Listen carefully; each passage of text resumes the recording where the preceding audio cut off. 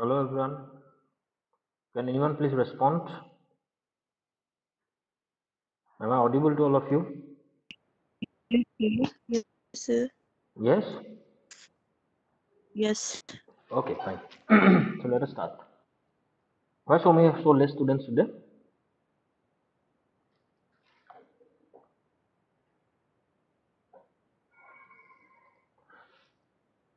So today we will start with SDOF and MDOF systems. That means what? Single degree of freedom and multi-degree of freedom systems. Now, the dynamic degrees of freedom are a set of independent displacements or rotations that completely define the displaced position of the mass with respect to its initial position. That means what? Suppose, can you see the slides? Can you see the slides? Yes, sir. Okay. So, if you can see here in the slide,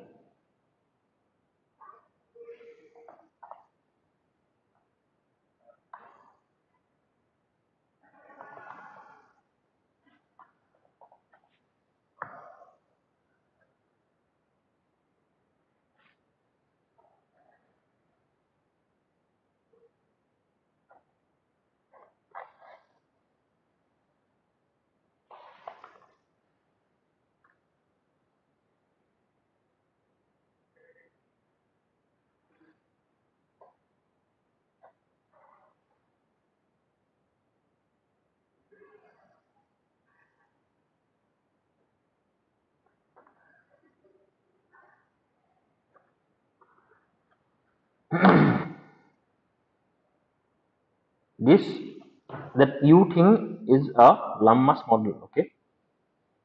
So this is what? This is a lump mass model. Okay.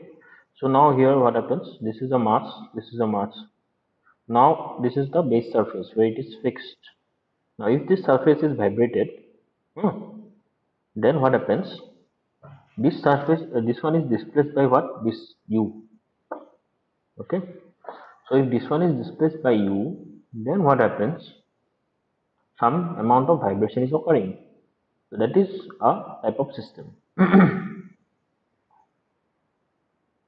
And another one is what? Here this one, in the second one. Second one, what is this one? This is a multi-story building. So it is having multiple degree of freedom system. Now, every part of this building is having some displacements. Now look, if you can see this one, here this one is U1, this one is U3, this one is U2, this one is U1, this one is U4. Okay, sorry. So this way, what happens? It is vibrating in a different manner. This is what? Multi-degree. Now, this one is the formula. Now look, the equation of single degree of motion of a system, system is subject to an external force, and this is the following equation. Okay. So now if this is the equation, then mu double dot t. That means what? This is double differentiation. Then cu on t. That means what? It is differentiated on the basis of t. Then ku is equal to what? Pt. The term mu double dot t represents the inertia force due to acceleration. U double dot t of the mass m. Now this is known as the inertia force. Now cu dot t, it represents the what? Damping force, which is equal to the product of damping coefficient and velocity. Now velocity and damping coefficient is cu dot. And ku is what? It represents the reactions that is produced by the system with stiffness k due to the displacement. That means what? There is certain amount of displacement, right? So this ku represents that one.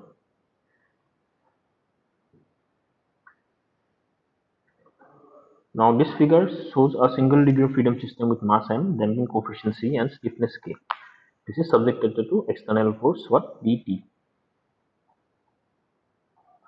The multiple degrees of freedom of system is the one which requires two or more coordinates to describe its motion. Now, in single degree of freedom system, only one coordinate is sufficient to describe the motion of the system. Whereas in multiple degree of freedom system, what happens? It requires what? Two or more degrees. Now, these coordinates are called generalized coordinates, and they are independent of each other and are equal to the number of degrees of freedom of the system.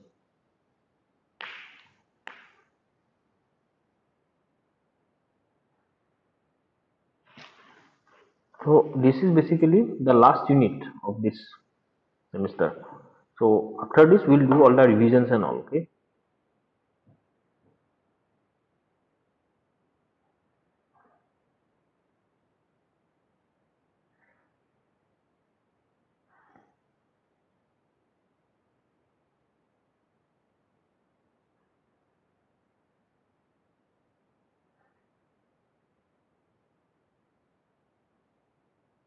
In multiple degree of freedom systems, a natural state implies a certain configuration of shape that is taken by the system during the motion. So to clear all this SDOF and MDOF, let us watch some videos.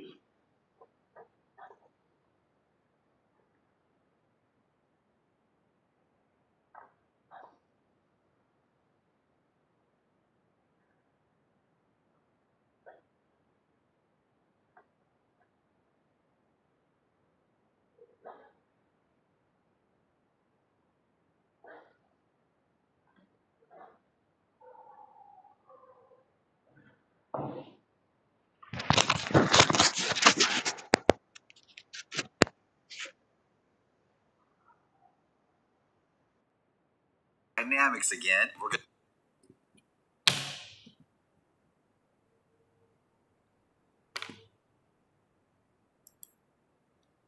Can you see the video? Can you see the video, students?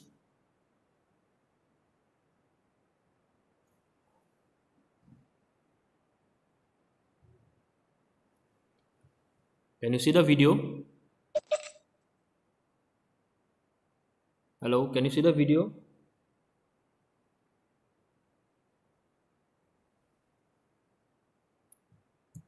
All right. Someone please respond. Can you see the video? Yes, sir.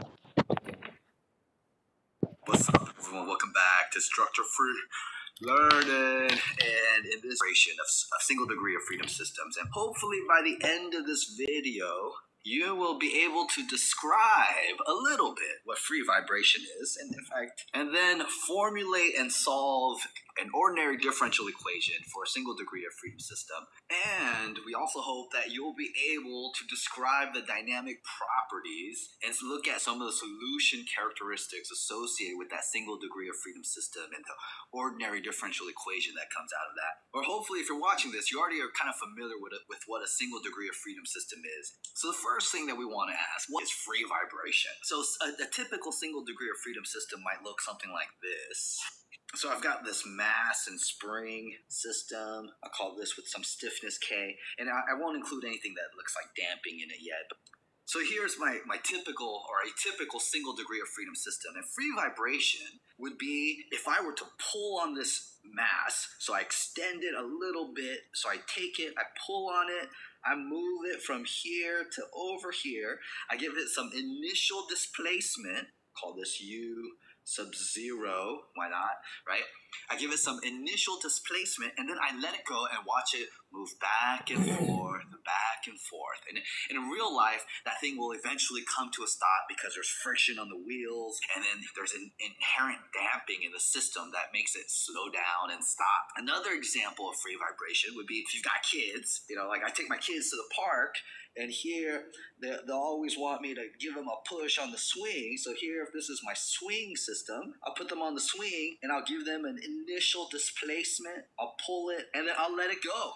And there's no machine or anything, and this thing is just going to oscillate back and forth.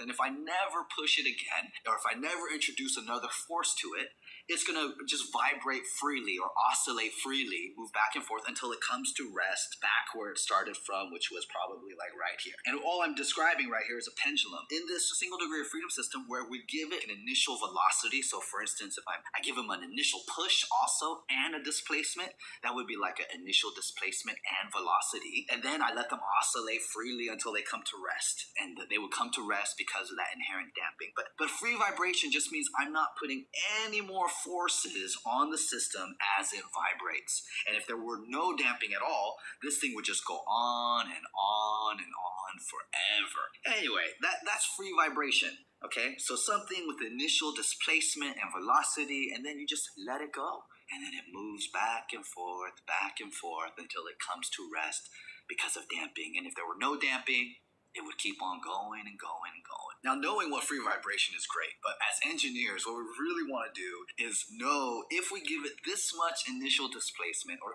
this much initial velocity, where will the particle or the mass be at any instant of time? And what does that motion look like moving back and forth so that we can do a bunch of other stuff so we know what the maximum displacement is or how fast it's going. We can even figure out the rate at which it's slowing down or see how damping affects the free vibration or the motion of the system. And then figure out ways to increase damping or control where it is at a specific time, right? That's what we want to do as engineers. So let's start by looking at undamped free vibration.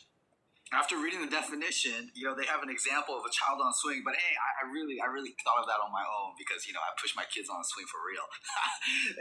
and also, after reading it, I also thought of a guitar string. If you pluck a string on a violin or a guitar and just let it go, that would be free vibration too. What's up? Now, the equation of motion is always an important thing. And the equation of motion for a single degree of freedom system, and let's say this point right here represents the at-rest state.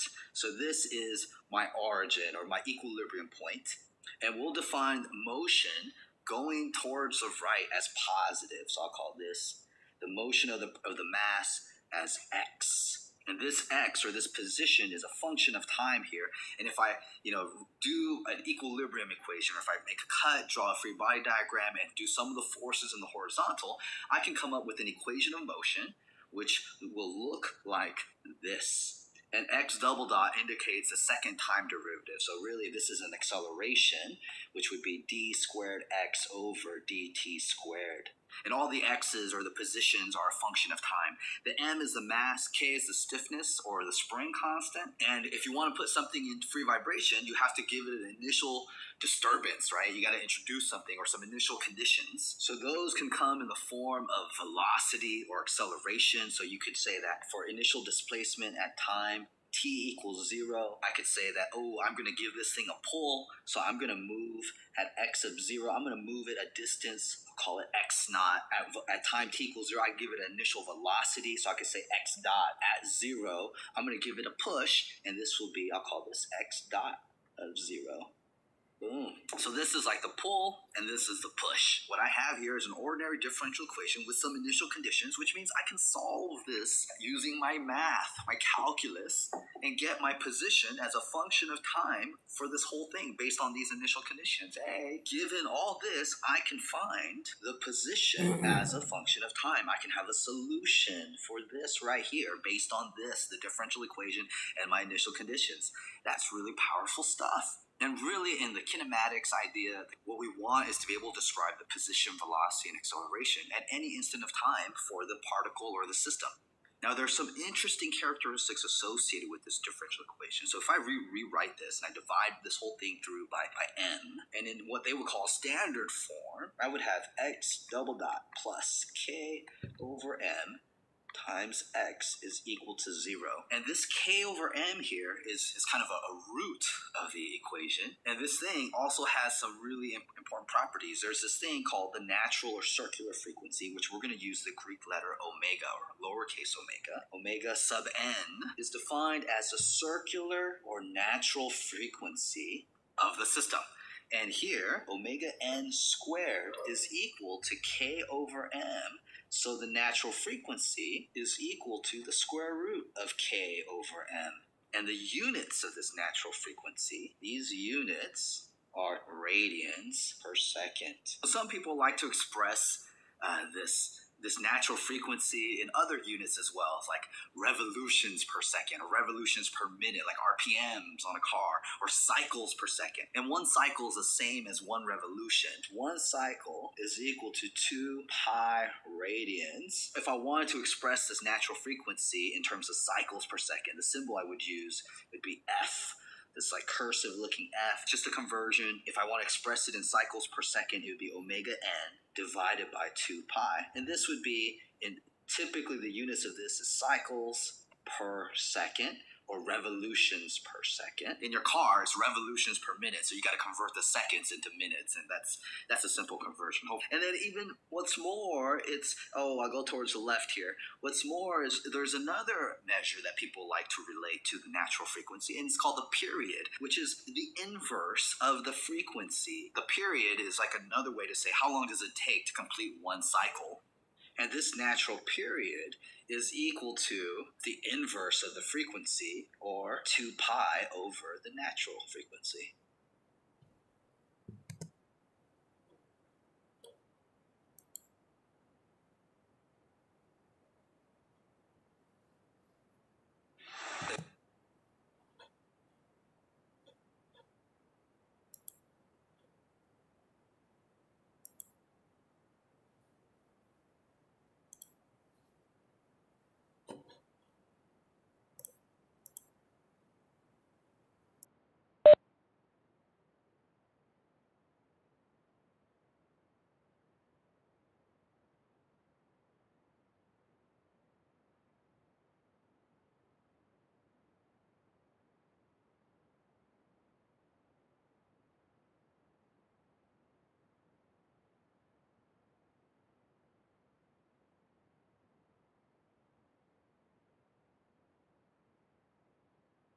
In a second, or if you're talking about natural period, it'll tell us how long. Frequency is a vibration property of the system. It tells us how many cycles the system will complete in a second. Or if you're talking about natural period, it'll tell us how long it takes to complete one cycle. Now what we want to do is solve this ordinary differential equation here and see if we can find the position of the particle or the system at every instant of time. I just have to recall my calculus, come up with a solution for this second order linear ordinary differential equation, which is homogeneous. As a side note, you may recall from your class in ordinary differential equations, this general or second order ordinary differential equation, which is homogeneous, in order to find a solution for y, which, it could be a function of x. In our case, it's a function of time. It really depended on these constants, a, b, and c, and in particular as it relates to the quadratic formula. And I won't do that for us here. It depended on what this b squared minus 4ac, and if it was greater than 0, you had two real roots. If it was equal to 0, then you only had a single root. If you had b squared minus 4ac less than 0, then you had a complex solution. And that's the case that we have here. And for our ordinary differential equation, in this case, a would be equal to 1, b would be equal to 0, and c would be this k over m business. Since this b is 0, then I'm going to have negative 4ac, and that's going to be less than 0. And that means my solution, x of t, for this ordinary differential equation will have the form, and you can look this up, it's in almost any calculus textbook, and in this case alpha is equal to negative b over 2a, which really is just 0, so this term is going to go to 1, and this beta is equal to the square root of negative b squared minus 4ac over 2a. And if you plug and chug into this beta will come out to square root of k over m, which is just the natural frequency. So our solution to this differential equation, or our position as a function of time for this mass right now, is c1 cosine omega n times t plus c2 sine omega n times t.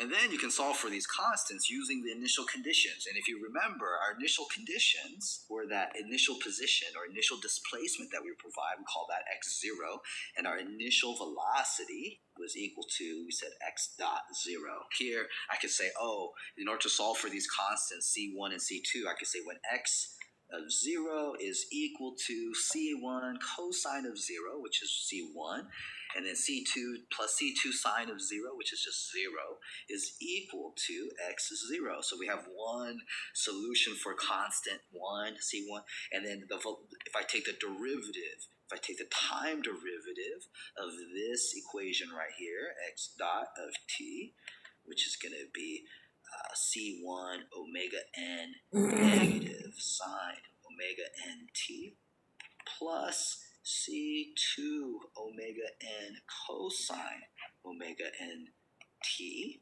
And again, if I solve for x dot or the velocity at 0, then I would get this whole term here is 0, and I would end up with C2 omega n cosine of 0 is 1 is equal to x dot of 0, or the initial velocity. And this would tell me that C2 is equal to the initial velocity divided by omega n. And my solution, my final solution for position as a function of time for a single degree of freedom system would tell me that here, x0 cosine omega nt plus sine omega n t. And here, if you were to plot this in terms of position as a function of time, it would look something like this. All right, that's as good as this graph is going to get for me. But this is the way the graph is going to look like. This initial distance right here, this value, this x0, is this initial displacement that I apply to the structure or to the system before I let go. And then the slope here, this slope at this point, the slope at that point right here, that slope represents the velocity. So that would be this x dot 0, that initial velocity that we provide. This right here would be the particle moving to the right, its furthest point in the right, coming back, passing the equilibrium point, and then down here would be the furthest to the left. So at this point right here, if I could draw this, it's just moving back and forth so that at this point right here, the structure, or my little mass and spring system, would be fully extended to be the furthest distance possible from its equilibrium point. So this, if this right here were the equilibrium point, this is this maximum distance traveled, or the amplitude of the vibration. So this distance from here to here represents the amplitude of vibration. We could just call this value C. Down here, my spring would be as compressed as possible, and at this point right here, my mass spring system might look really scrunched up spring. Boom, there's my mass and spring.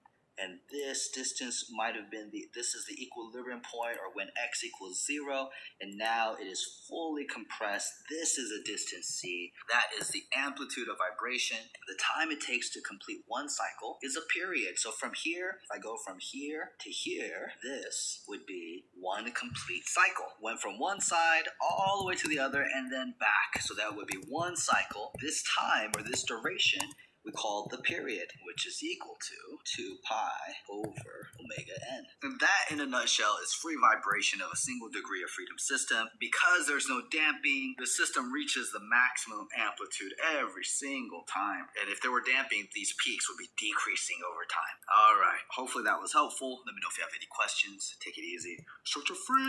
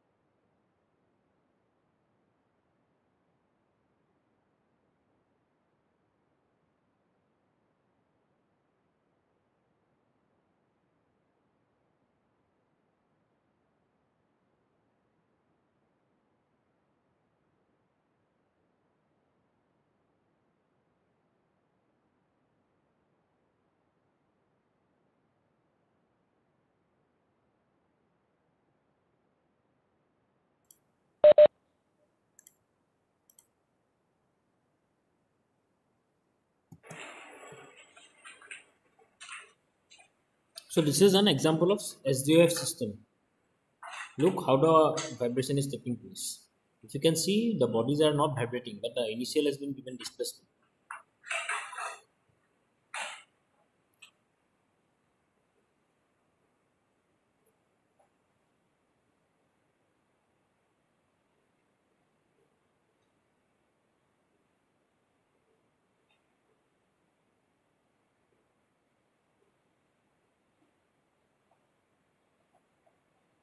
Look, now it is vibrating. Now this is based upon the distance. One is vibrating, one is not. So in this way, it will be different.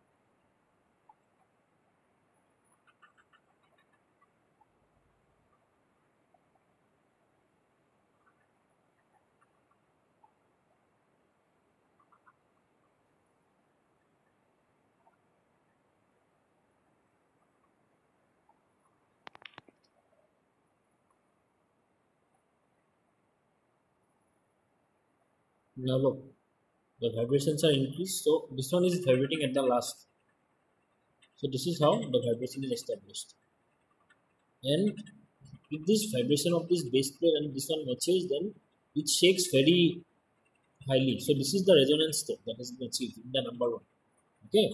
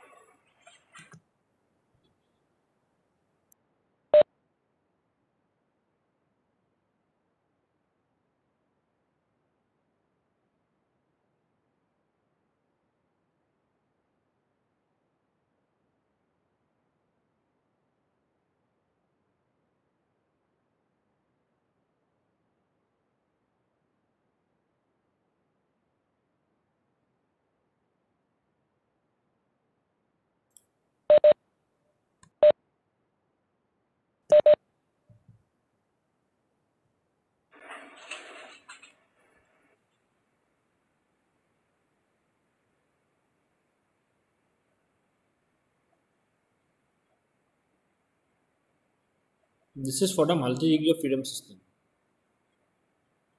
If you can see, the vibration is occurring at different hertz. So here it is resonance is achieved. Look, it is shaking so highly, no? So this is what is resonance. Now again, at certain time it will come down. Again after some time it will again occur. Look, the vibration patterns are different.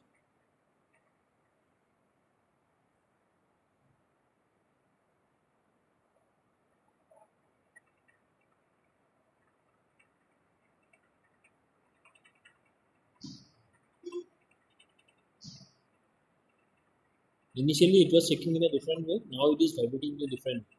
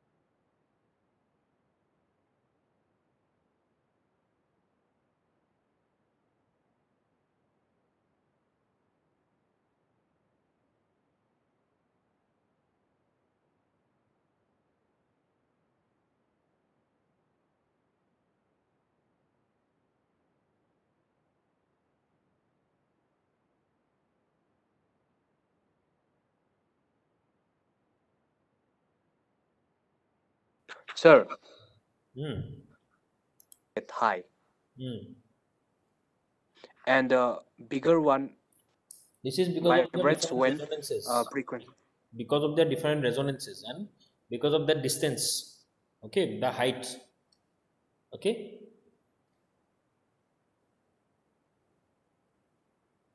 Uh, uh, it should be uh, uh, vibrate high when there should be frequency These when are we for increase the frequencies. different modes.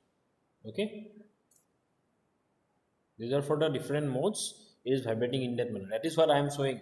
We think it in different order, but it happens in a different way. Okay. Understood now? जो सोचता है वो नहीं भी हो Yes, sir. Yes, सकता sir. ना, तो वो डिफरेंटली हो सकता है ना. So Uh-huh. that is where the different slides. Okay. Uh-huh. Briefly. Okay.